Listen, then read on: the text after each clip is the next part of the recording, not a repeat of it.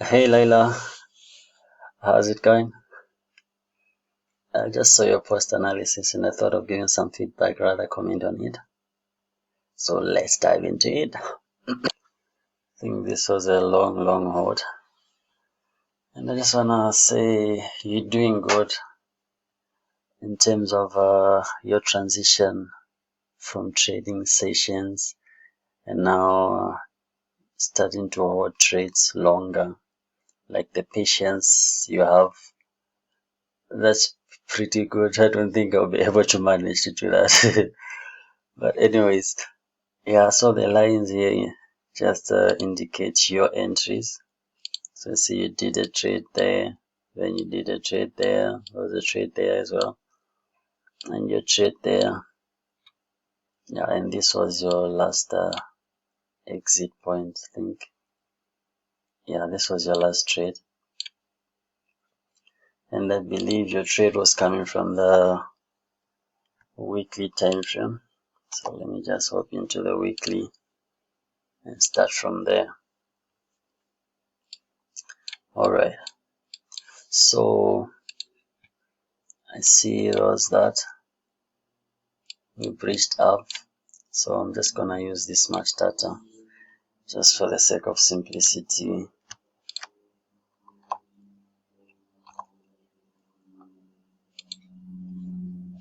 Alright, so I see that was a breach, that was the highest point. We had a test or a pullback, discount, however you name it.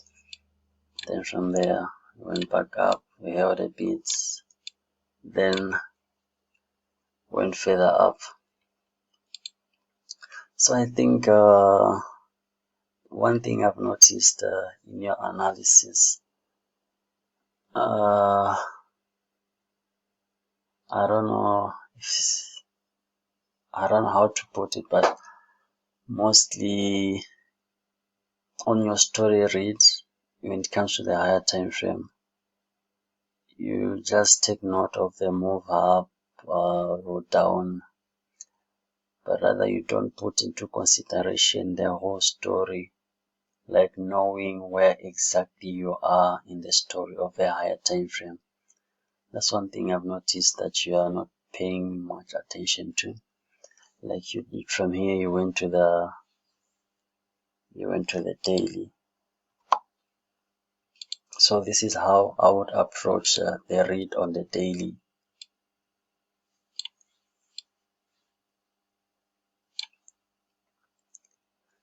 So from the daily, I know that was our move up, that was our discount. Then we had some sort of a V. So from there, the store owner knows that the buyer is here. So we shouldn't give any more discounts. This should be an area of no discount. So basically, you are trading inside that area of no discount, the no discount phase. Hence why the moves or the trend on a lower time frame were a bit messy, because you are inside a range of a higher time frame. Market wasn't ready to move yet. So I think that's why maybe your trade wasn't a clear cut performance, due to the fact that you are in some sort of a no discount phase on the higher time frame. There was no flow yet. So how I would read that, I would wait, or rather enter at a point where I know buyers are about to move, which is after the dash of the daily. So from there, you would say that was your last guy, or your last guy is there. Whichever the case, we have a V formation, no discount phase. Then from there, we had some sort of a formal move. I would take that as my formal move. Then definitely stops will be there. We come for the dash. taking out all those early entry buyers. Then from here, this is when I would read, or I would decide to go to a lower time frame to read this move down, or I would just wait until we see how this move, or what this move is able to do. Also, if you would not, just a minute, let me clean it a bit further. So if you would not, this was the highest price, or this is the highest. So even the bridge, even the bridge is not that much. Yeah, what is going on? Even the bridge is not that much.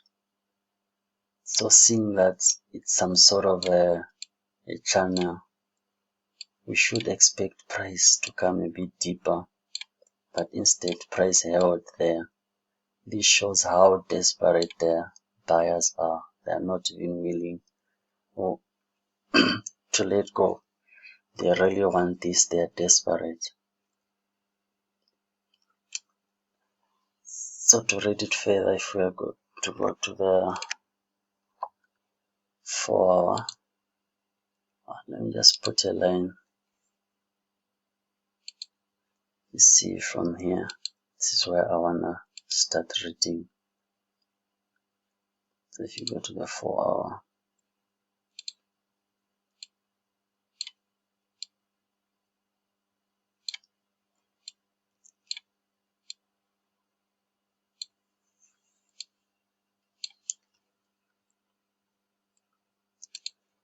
so how I would do it is, since that was a move, and now we are reading the dash or the test, whatever. Store owner comes in aggressive discounts. Buyer doesn't buy because he knows the store owner is willing to give more discount. Then the store owner gives further discount. From there, buyer accepts that price and buys it up. And from there, neither of them want to, the buyer doesn't want to buy, the store owner doesn't want to give in discounts. Eventually, the store owner gives in discounts. This thing comes so aggressive, I don't think I would want to buy it from there. I would wait and see what will price do again when we get to that area. So from there, price goes up.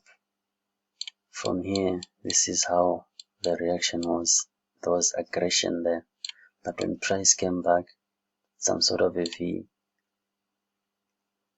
price didn't do anything. Seller or the store owner is not willing to give any discounts. I will try to do some attempts around those areas. Also, one thing to note, even on this time frame, have some sort of a V formation, a formal on the hold. So if you can see, we had that V, and from there I would say that was our formal stop out entry. So seeing how aggressive that is, buyer or store owner doesn't give any discounts, price got up. Unfortunately, this thing would have stopped me out because it came so aggressive, and if I had moved my stop loss even up there or anything like that, it would stop me out. Whether or not I re-enter depends on the price action on a lower time frame. But the point I'm trying to put across is that you should also, as you are doing your analysis, take note of where you are in the story of a higher time frame. like you see from here,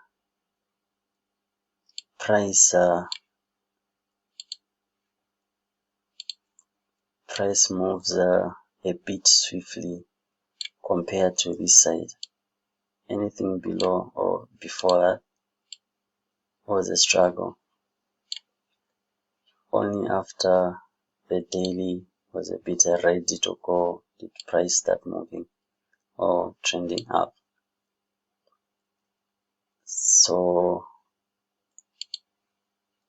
mainly because we were able to figure out where exactly we are in the higher time frame story, and knowing that you capitalize on it on a lower time frame.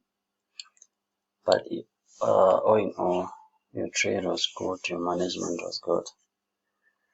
I like how you kept on buying it even when you were stopped out. You still went in and bought it again. The persistence and resilience. But anyways, that's pretty much it on this one. Let me know what you think about my feedback and comments, and I would also like to hear your input. Sharp. Let me know.